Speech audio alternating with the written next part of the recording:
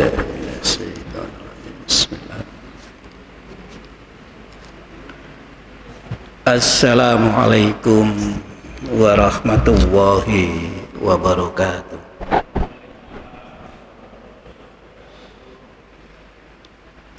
Alhamdulillah alladzi nazzala al-furqana ala abdihi liyakuna lil alamina nadhira. Asyhadu an la ilaha illallah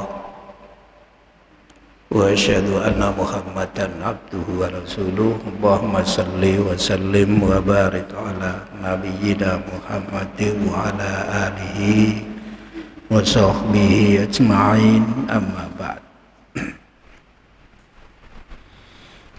Para jamaah rahimakumullah, alhamdulillah kita bersyukur kehadirat Allah Subhanahu wa taala atas berbagai karunia yang telah dilimpahkan kepada kita. Barangkali sudah sering kita sampaikan, untuk bisa bersyukur, kata Imam Al-Ghazali, seseorang harus memiliki 3 hal. Yang pertama, ilmu. Yang kedua, hal. Dan yang ketiga, amal. Itu baru bisa bersyukur. Artinya syukur yang sebenar-benarnya itu ya seperti itu. Ilmu itu artinya orang itu ngerti, tahu nikmat Allah yang sudah dikaruniakan kepada dirinya. Ngerti, paham betul nikmat yang melekat pada dirinya ini, itu ngerti. Setiap hari menghirup udara dan mengeluarkan. Saya pernah tanya itu terhadap teman. Ya, makasih. Teman itu diberi info seorang dokter, nggak tahu ini benar apa tidak. Apa yang diisap dan dikeluarkan oleh seseorang itu dalam sehari semalam, seandainya membeli, itu berapa rupiah yang harus dikeluarkan? Katanya 3 juta, Pak. Itu yang dihisap, ini yang dihisap, dikeluarkan, yang dihisap, dikeluarkan, itu butuh 3 juta. Duh. Padahal kita itu gratis. Karena gratis, kita nggak pernah mikir yang memberi itu siapa. Yang menganugerahi seandainya dinilai dengan uang 3 juta itu loh siapa? Iya kan itu. Lah kalau sehari 3 juta, 1 bulan kan 900.000. Kok 900.000? 1 bulan berapa, Pak? 90.000. Lah 1 tahun kan 1 miliar. Lho sing disedot, ditokno, lho 1 miliar. Lho kok Allah kemudian tidak memberi karunia yang jumlahnya banyak dan sangat bernilai? Lah keliru gitu. Tapi kalau tidak ngerti ya tetap seperti itu. Kalau tidak mengerti itu, kalau nggak punya ilmu sampai ke sana, itu baru yang melekat, itu yang melekat pada diri kita itu. Belum yang lain, Pak, itu Pak, belum yang lain. Yang kedua, hal itu merasakan bahwa ya apa yang diketahui sebagai karunia itu hanyalah Allah yang memberi. Yang lain tidak bisa memberi seperti itu. Wong yang lain juga sama saja kok itu. Tuh.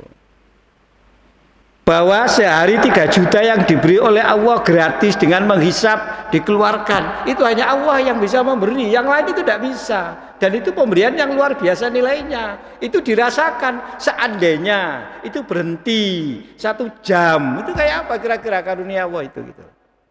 Sangat bermakna, sangat bernilai itu. Itu namanya hal. Karena itu orang betul-betul perasaannya mengakui betapa senangnya, bahagianya dikaruniai oleh Allah berbagai karunia. Baru kemudian amal itu digunakan karunia Allah itu sebagaimana yang telah Allah kehendaki. Urip iki digawe apa? Wah itu loh.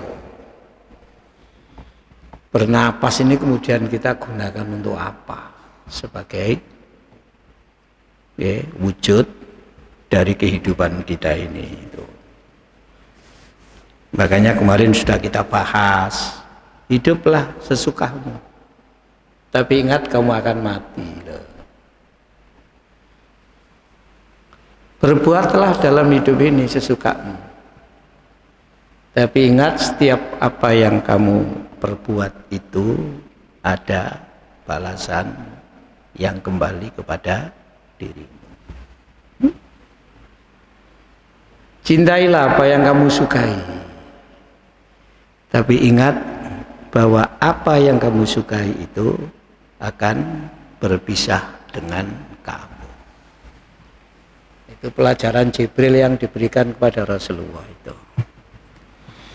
Oleh karena itu, ayolah kita terus berusaha mensyukuri berbagai karunia Allah.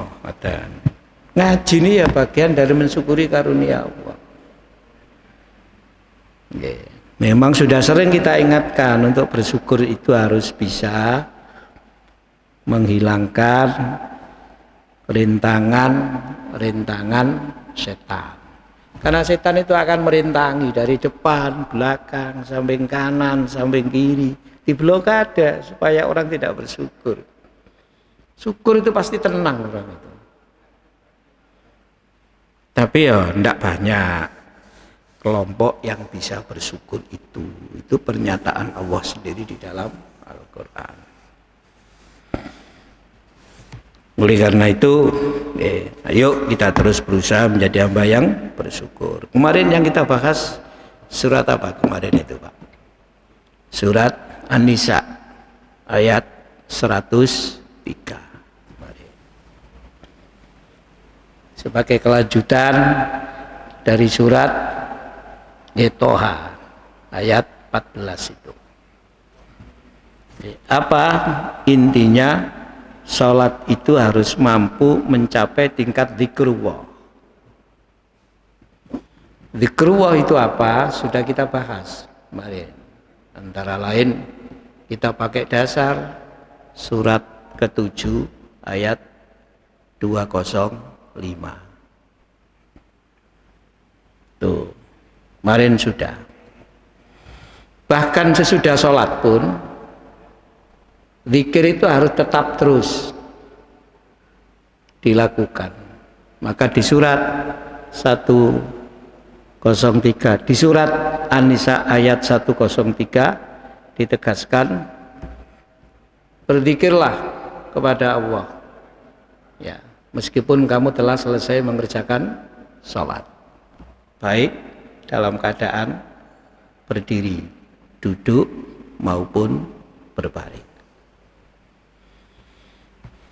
Bahkan zikir yang banyak. Oleh karena itu Rasulullah mengajarkan berbagai bacaan zikir yang di dalamnya juga ada yang terkandung doa. Hampir di setiap aktivitas kita itu tidak meninggalkan apa yang dikatakan dengan zikir dan doa.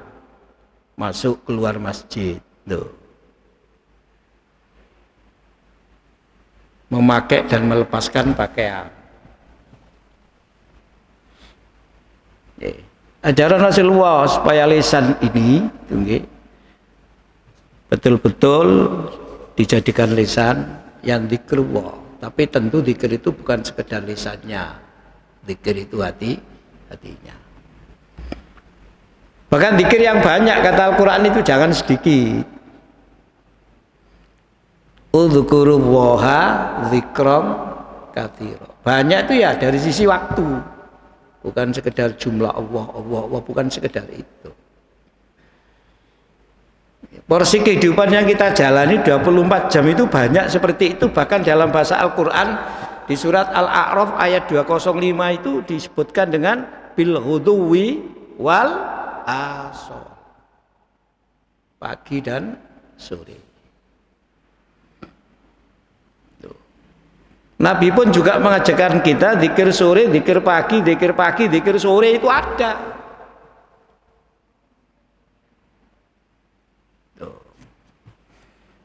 Dan zikir itu ya merupakan beteng bagi diri kita, karena orang yang berzikir itu sulit digoda setan itu.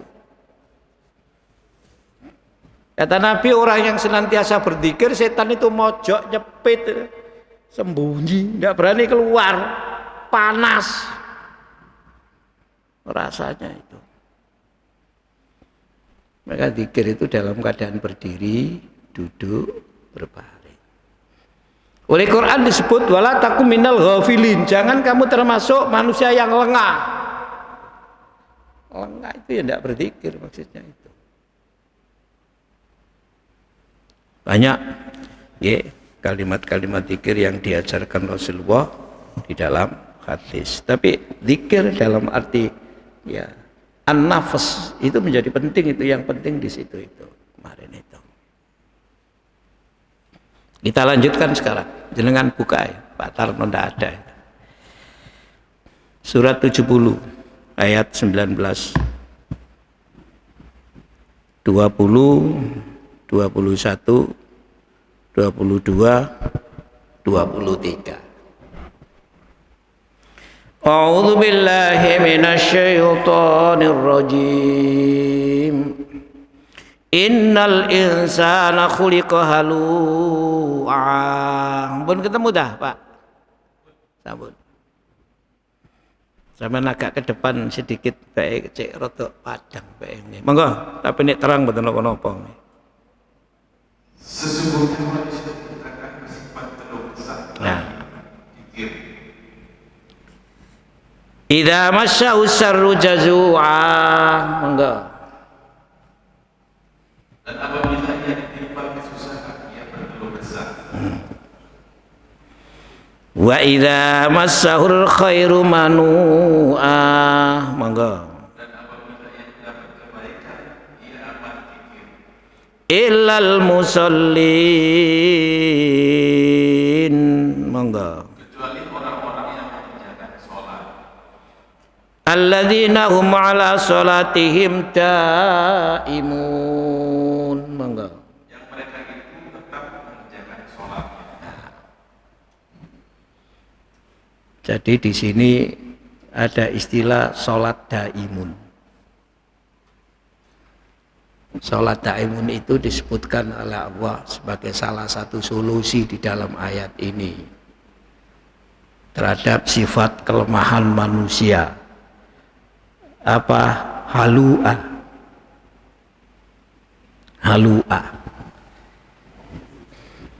Itu sifat rohania manusia, atau sering disebut sifat negatif yang nempel pada diri manusia. Halu'ah itu apa? Mengeluh. Lu manusia itu kok memiliki sifat mengeluh? Iya, memang oleh Allah diciptakan di dalam diri manusia ada sifat yang namanya mengeluh itu. Mengatasi sifat itu ya dengan sholat, tapi sholatnya ada sholat daimun, gitu, daimun sholatnya itu. Tuh. Oke. Jenenge menungso kok ya ngeluh, bolak-balik jak kelibat.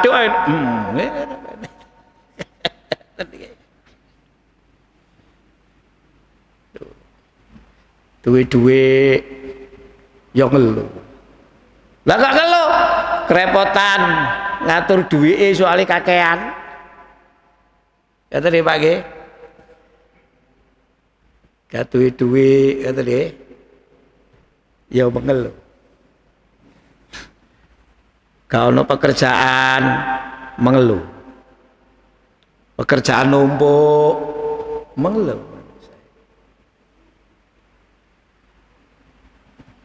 Kemarau panjang mengeluh. Bun sore udan mengeluh gara-gara udan gak iso nang masjid.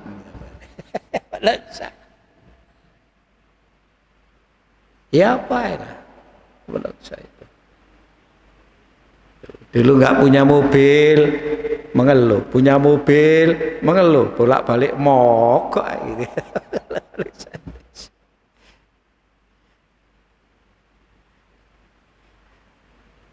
Dulu mau nikah, gak nikah sampai usia agak tua, gitu ya, mengeluh terus. Begitu duwe bojo, mengeluh. Apa? Oh, bojone cerewet, mengeluh.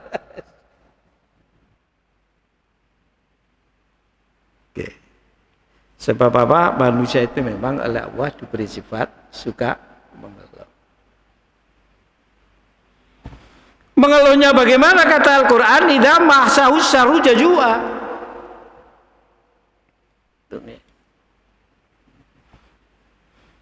Kalau ia ditimpa kesusahan, kejelekan, wow, itu sambate jare wong Jawa, sambate tekan dinding. Bahasa Jawanya sambat kemana-mana itu arworo, ngoten Pak. Sambat tok itu wis.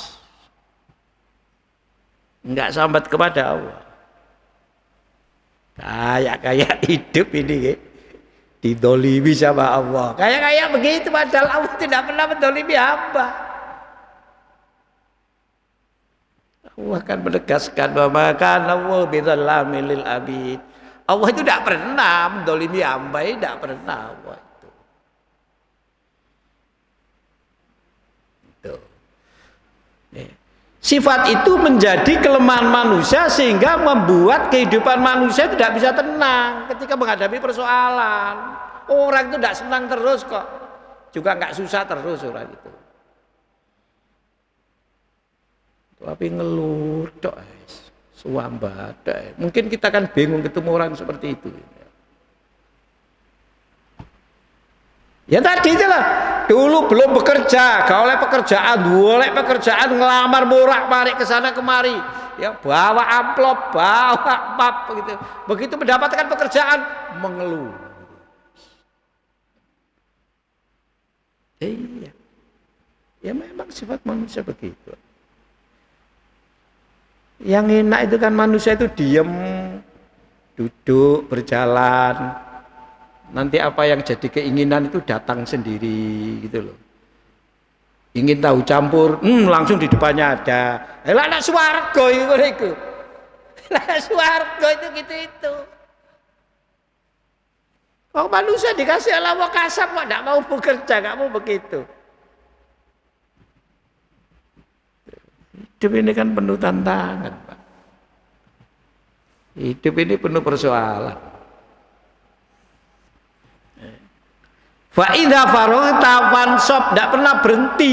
Selesai mengerjakan sesuatu, tidak kemudian berhenti, masih ada. Aktivitas berikutnya masih ada.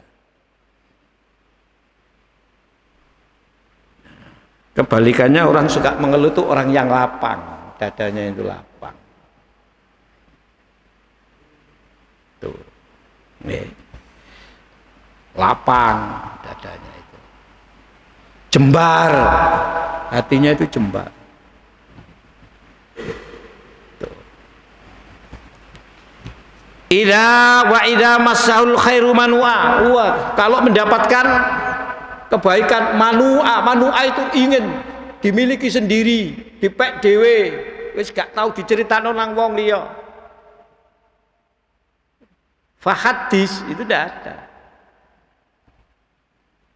Dokone oleh nikmat kata Al-Qur'an. Fahadis. Ya kecerono lah. Liyane ku ya dikecering napa Pak? Cipratono lah gitu loh. Tapi ya gak mau weneng ae ngoten. Zikire masa Allah menurut saya. Makanya infak termasuk yang utama itu infak saat manusia terus menerus dalam pikiran dan hatinya dilanda ingin menjadi orang kaya, menumpuk harta sebanyak-banyaknya, tapi saat seperti itu ia masih terus berinfak. Infak saat kondisinya dorok, sempit, itu bagus. Tuh, bagus. Dorok itu nih, meskipun jumlahnya nggak banyak, tapi dia bisa keluar dari merasa kesempitan, lalu dia tetap berinfak. Bisa bahkan amalnya tidak sekedar amal baik, tapi birun, itu baik yang berkualitas, bisa seperti itu. Ini lapang. Lapang itu ya menerima takdir Allah. Ya selalu bersyukur, selalu sabar, itu lapang dada. Oke, Pak. Dan itu kuat itu menghadapi perubahan-perubahan kehidupan apapun, itu kuat yang seperti itu. Kalau toh berulang kali sambatnya hanya kepada Allah. Wa ila rabbika farghab. Hanya kepada Tuhanmu lah kamu berharap, kamu sambat, kamu curhat, kamu tumpahkan seluruh problem yang kamu hadapi dalam kehidupan ini. Itu begitu. Di era seperti sekarang ini penting orang berusaha untuk mengendalikan sisi kelemahan yang disebut di dalam Quran namanya halu'a. Dan memang itu bisa dikendalikan itu. Sakit Pak dikendalikan itu sakit. Caranya bagaimana? Al-musallin dengan sholat. Jadi sholat itu juga bisa menyelesaikan problem-problem yang terkait dengan kejiwaan kita, itu bisa. Itu Pak. Sholat itu kita ini komunikasi dengan Allah, komunikasinya intens kita itu. Sholat itu ngomongi menungso bare Allah.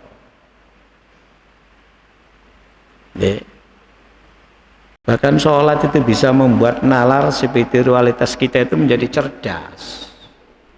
Jadi orang ngerti sholat itu. Sholat itu apa yang sudah kita lakukan itu ya, amal yang diawali dengan takbir, diakhiri dengan salam, ya di situ. Karena itu setiap hari ada kewajiban sholat yang sudah ditetapkan oleh Allah bagi manusia seperti kita ini. Itu orang-orang beriman tentu menerima ya. Meskipun kayak kita itu tidak bebas setiap hari itu. Memang orang beriman bertauhid itu bukan bebas sebebas-bebasnya, hanya dasarnya hak asasi manusia, tapi bebas itu didasarkan pada kewajiban dan hak.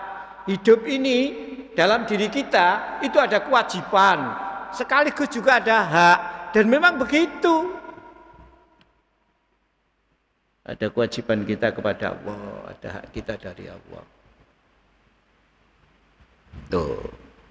Ada kewajiban kita kepada sesama manusia, ada hak kita dari sesama manusia. Itu begitu, bukan bebas sebebas-bebasnya. Yang membatasi hak dan kewajiban kita itu ya ketentuan. Ketentuan siapa? Ya ketentuan Allah. Ketentuan yang diajarkan oleh Rasul.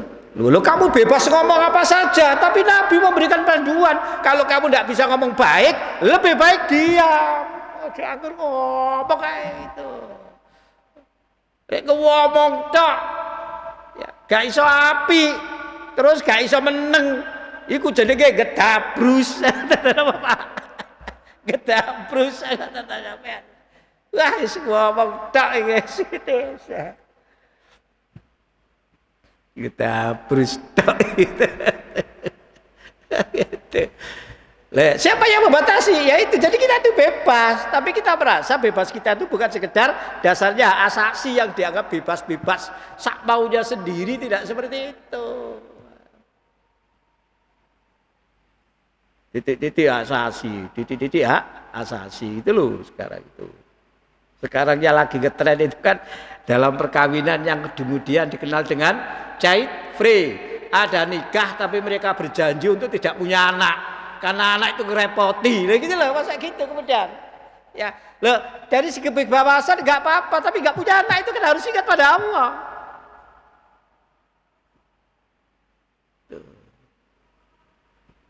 Dikira dua anak itu ngerepoti. Enak ngene gak duwe anak lebih tenang. Nang dindi gak ono sing ngrepoti.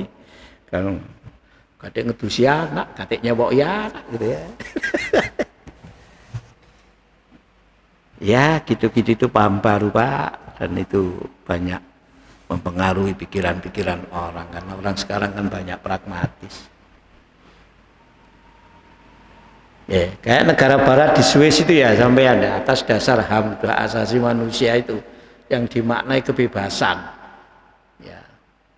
Kalau ada anak misalnya pulang bawa pacarnya tidur di kamarnya misalnya begitu, bapak kok muring-muring gitu. Bapaknya dianggap pelanggar HAM. Masuk ngono ta, Pak? Coba sampean itu atas dasar kebebasan itu loh begitu. Ya enggak ada batasnya.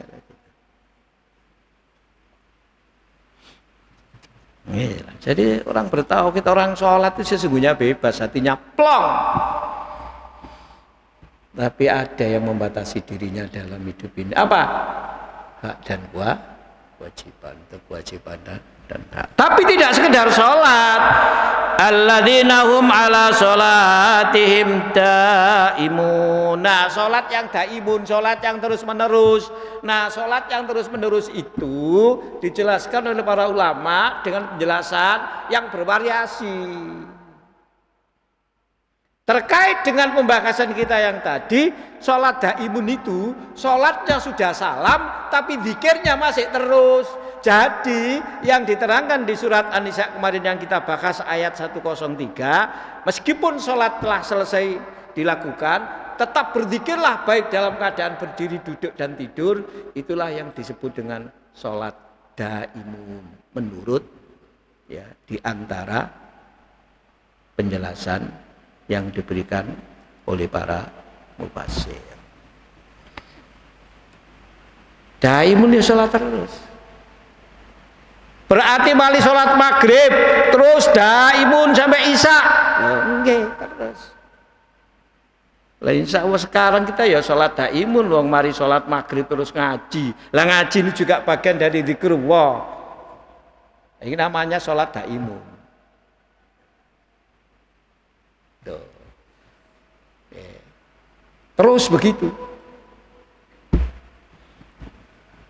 Sehabis sholat Jumat itu loh di surat Al-Jum'ah itu, monggo Pak, jenengan Pak dibuka Pak, surat 62, surat 63, surat Jum'ah, 62 apa 63 yang tinggal ini ya.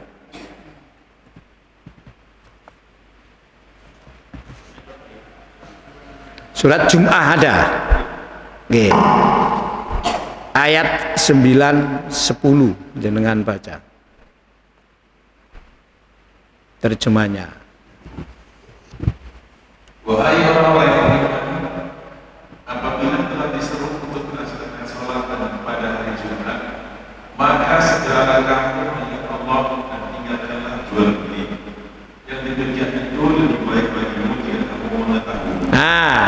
Wahai orang yang beriman, kalau sudah dipanggil pada hari Jumat untuk sholat Jumat, bersegera zikirlah kepada Allah, ingatlah kepada Allah, segera ojo meneng tok pawatan garo, ngoten lho kita.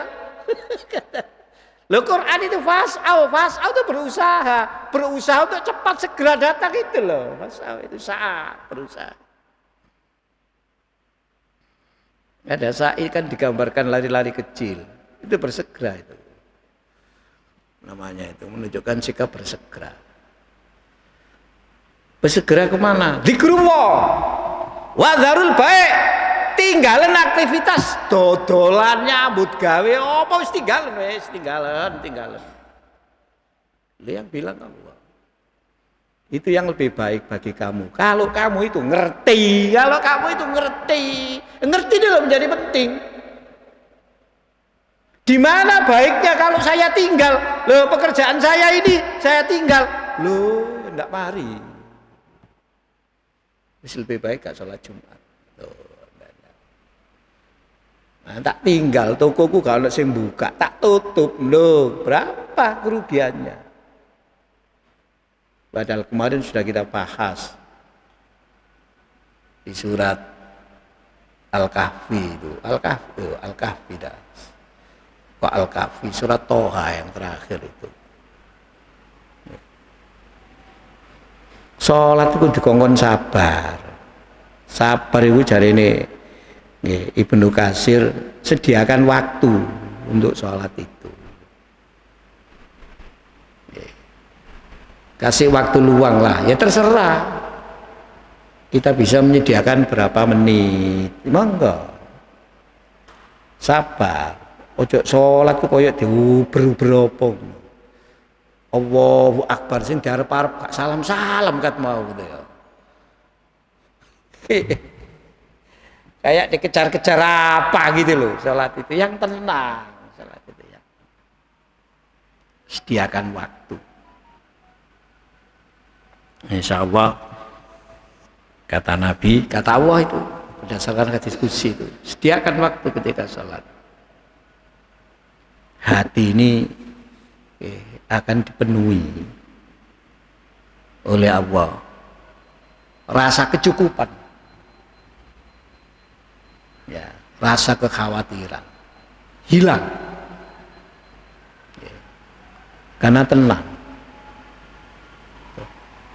Enggak ada ketakutan seperti yang tadi. Lah tinggal ngene gak. Apalagi Allah menegaskan, "Lho, kon lek tak kon salat, ya gak bakal tak kurangi rezekimu. Sing kek rezeki awakmu lho aku. Nahnu narzukuka." Ya sampai. Nah, tapi kan mengerti seperti itu tidak mudah itu. Nah, ini salat Jumat. Segera kemana? Zikrullah. Ila zikrillah. Terus sampai terusakan Pak.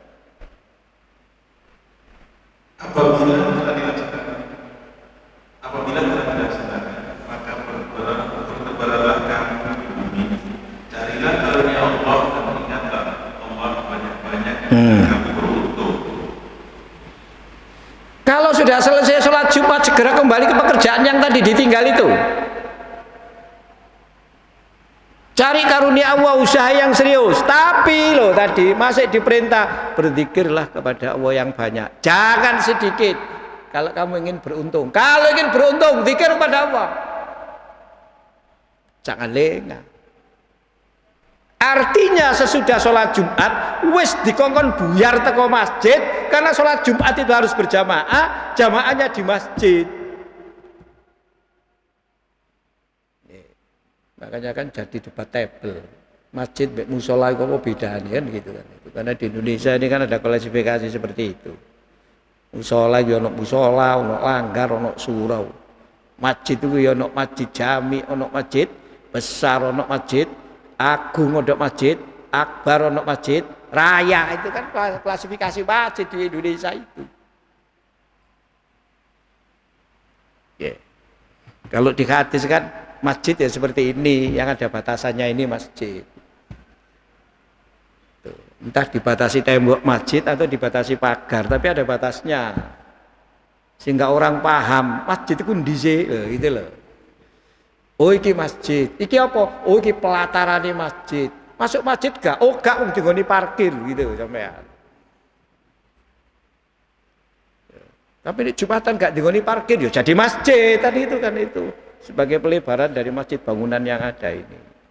Sehingga nanti terkait dengan sholat tahiyatul masjid itu ketika masuk di mana, dan berdoa saat masuk masjid ketika masuk di mana itu. Pokoknya dengan sana. Lah metu itu ke masjid nang penggawean, sik dikongkon dikenang apa yang banyak, jangan sedikit, yang banyak jangan sedikit, wadhkuru katsira. Nah inilah yang kemudian dikenal dengan sholat daimun itu, antara lain penjelasannya kayak seperti itu. Meskipun sholat ad-daimun itu Ada yang memahami sholat yang dikerjakan dengan tenang, seperti yang saya katakan tadi. Sholat yang bisa menghasilkan kekhusyuan, itu sholat daimun. Jadi ada variasi, memang ada ya penjelasan dari beberapa ulama yang seperti tadi. Itu ono sekarang khusyuk, tenang sediakan waktu. Nggih. Ojo kupu mari. Ya tadi itu loh yang saya sampaikan.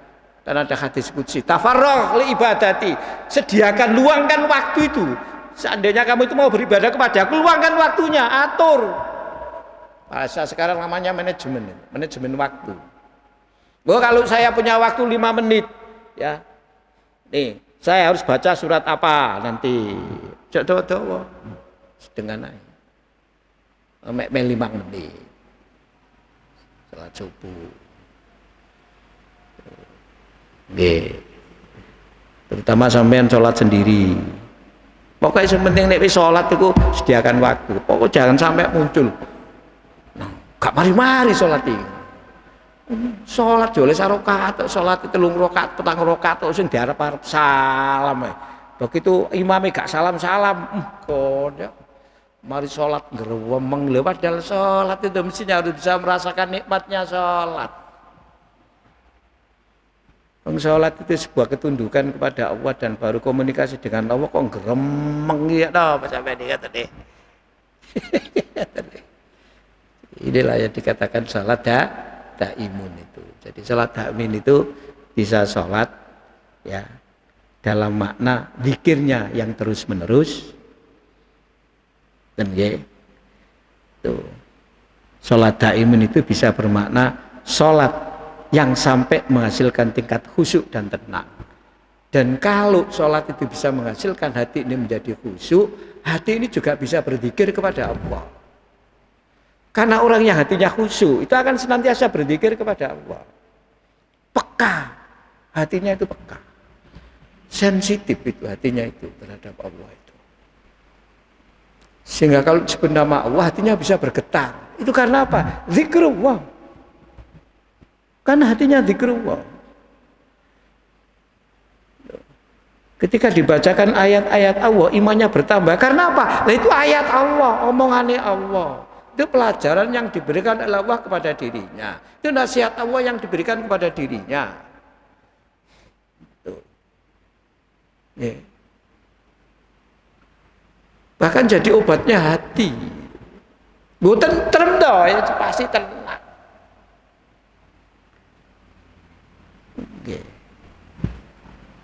Makanya kata Nabi, Quran itu bisa menjadikan manusia ini derajatnya diangkat oleh Allah setinggi-tingginya, tapi juga bisa menyebabkan manusia ini diturunkan oleh Allah derajatnya pada derajat yang paling rendah, asfala safilin, aspal sing paling bawah. Asfala safilin itu. Inilah yang perlu kita renungkan. Kalau tenang ya gak ono urip sambat iku. Enak ya dirasakno, gak enak ya dirasakno, nanti itu pengaruhnya besar, Pak. Bisa qanaah dalam hidup itu. Orang qanaah itu kan orang yang kaya menurut hadis. Karena kekayaan seseorang itu bukan semata-mata terletak pada jumlah banyaknya harta, tapi juga bagaimana kondisi hatinya. Kalau orang hatinya mengatakan saya kaya, ya dia kaya, dia merasa cukup. Nah, tadi itu kalau sholat bisa disediakan waktu, kata Allah dalam hadis qudsi tadi itu, tafarragh li ibadati amla'u sadraka ghinan. Hatimu itu tak buka, ada perasaan cukup, qanaah, tentrem, tidak rakus, tidak terbuai oleh keindahan dan syahwat harta benda dunia ini, ngoten tidak, tenang.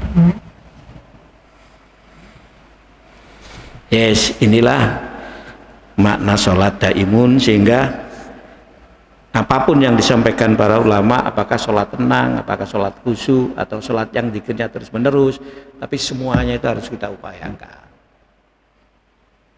Bagaimana sholat ini bisa kita betul-betul wujudkan sebagai sholat ada imun, sehingga nanti bisa ya menjadi solusi yang suka mengeluh, macam-macam lah yang terkait dengan penyakit hati itu. Punisata. Demikian. Kurang lebihnya mohon maaf. Assalamualaikum warahmatullahi wabarakatuh.